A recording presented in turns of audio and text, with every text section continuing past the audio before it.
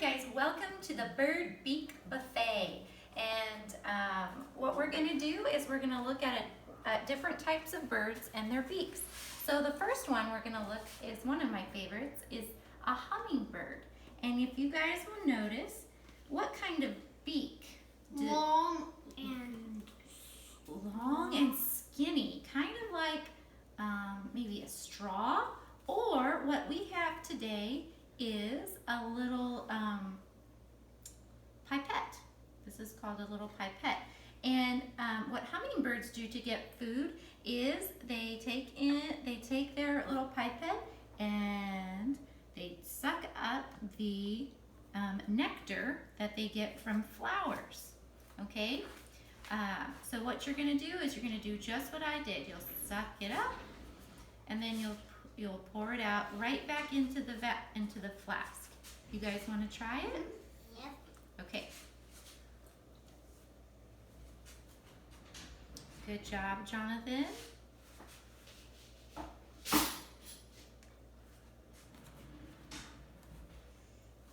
you have to squeeze and then suck it up and then pour it out. Very nice. All right, so that would be how our hummingbirds drink or eat their food. All right, do it one more time and then we're going to move on to the next bird. Okay. Be let go. Pick it up and Spread it out and then set it down right here. Set it down right here. Now what I did is I just colored some water red, parents, and put it in a little bud vase. Or you can do it in any kind of cylinder, vase, or anything like that. You can also go a bit bigger and you can do a turkey baster, which also it has the same idea. Okay? So this might suck up all of that. Thank you. All right, so that was our hummingbird. All right, let's move on over here. The next bird we have is the heron. Okay, now look at its beak. It's long. It's long. Now I've got two types of utensils here. I've got chopsticks and I've got a little scooper. Which utensil do you think is closest to the heron? This one. Yes. Chopsticks. Right, the chopsticks. You'll see how their beak is like sharp sticks, and so you're going to use those chopsticks to try and get these little foam fish. So I just took some foam paper and cut them up into little fish. Good job. You can put it right here. So it's like you're fishing. So herons have this kind of ability. If you also notice on your characteristics of birds, herons have some interesting looking feet. They have the spread out kind of feet, and that is very purposeful because where they live, where they eat, they need those kind of feet to be able to wade through some marshes and wet type environments. Okay, Whoa, Mom! I got this big. Wow, you're going to be a full heron, that's for sure. Okay, and so isn't it neat how God placed each type of bird with the kind of beak they needed, with the kind of legs they needed to live in the environment that they needed. We were done. All right, yep. All right, now we got to put all the fish back. You know, when we catch the fish, we put them back. Like catfish. Like catfish. Very good, yep. Well, all right, so we'll put our utensils there, and then we'll move on to our next pelican our next bird who also likes fish, and that is the pelican. Okay? And how does the pelican eat? They just swoop down Here, with okay. their big thing and then they gobble fish up. That's right. Yes.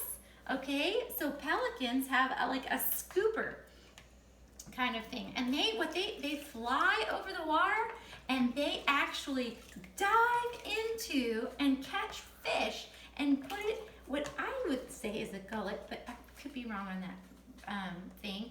So you've got, whoops, and so they catch fish like that, and you'll see it in here.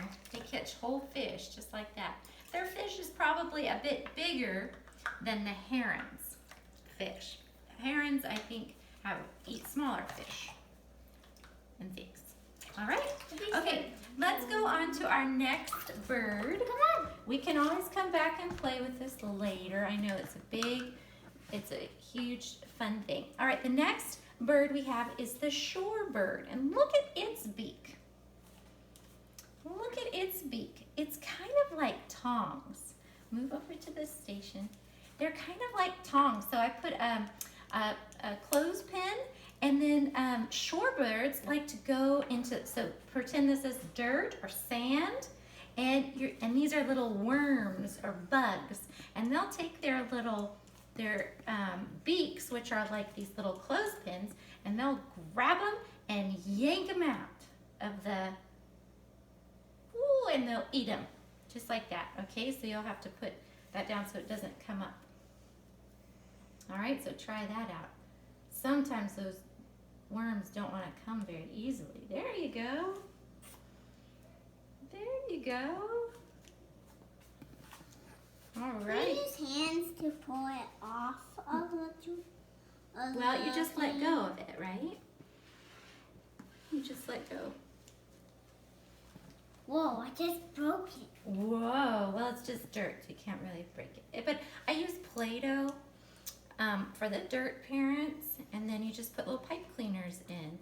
So if you were able to get some pipe cleaners for the other activity, you can reuse them and use them for this too. You could also use yarn or even little cut strips of paper. Yes. Thank you, cameraman. All right, guys. Let's go on to the next one. We can always come back. All right, so the next bird we're going to talk about is the woodpecker. And Jonathan, do you guys remember we had a woodpecker that was at our old house, and we had to repair that. And a woodpecker has this sharp beak. What do you think a woodpecker needs a sharp beak for? To trim wood. To like get into that wood, and what are they looking for in that wood? Bugs. Bugs. They love to eat the bugs in there. So I wrapped some bubble wrap with some brown paper, and I stuck toothpicks. I broke up toothpicks and I stuck them in so that the kids could try and use their tweezers to get in there and try and take out, the bugs. Yeah. There you go. So this is kind of what woodpeckers do. They use their sharp and their neck muscles to get a hole in the wood, and then they pinch their bugs. Whoa! All right. Okay. I'm getting hit with toothpicks here. All right. The next bird we have is, look at this bird. This is the sparrow. And look at its beak. Is it long or short? Short. It's short, right? And sparrows like to eat nuts. And so we have some walnuts and some nutcrackers. Wait. Let me show you how to use it. So they use their beak like a nutcracker. So it's like their beak, and then they get their nuts, and they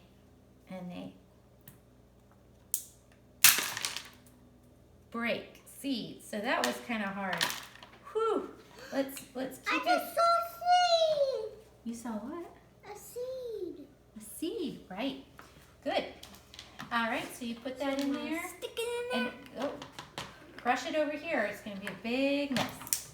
And you have to use all your might. Woo! Oh. So what do you know about a sparrow's beak? They're strong. Really strong to get into those nuts, right?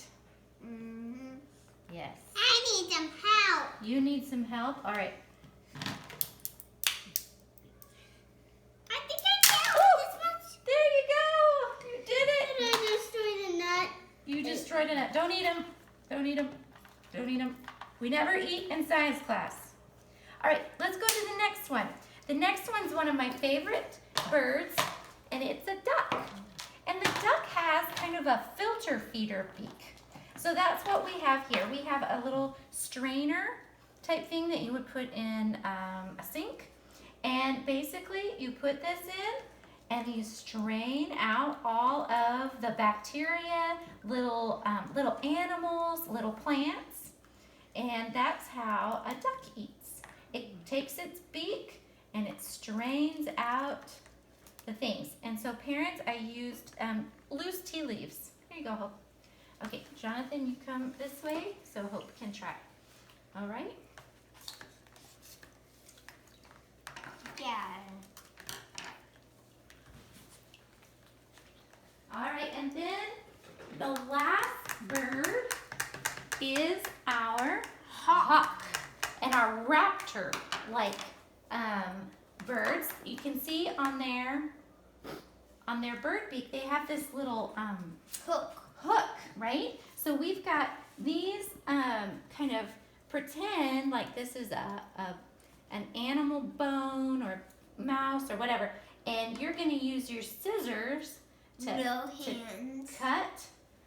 cut in to right. Good job, Jonathan. You use that to cut and tear. Okay, they use their beak to tear the meat apart. How? Do they just grab it? They grab it. They probably use some of their sharp, their talons, right? Let's see, an eagle. They have these sharp talons here, and they probably, kind of tear it. Yeah, like that. Good job, Jonathan. All right, very nice. All right. Jonathan's getting all that meat off that He got bone. all that meat off that bone. Okay, all right. So we'll come back and we will talk about our characteristics of birds.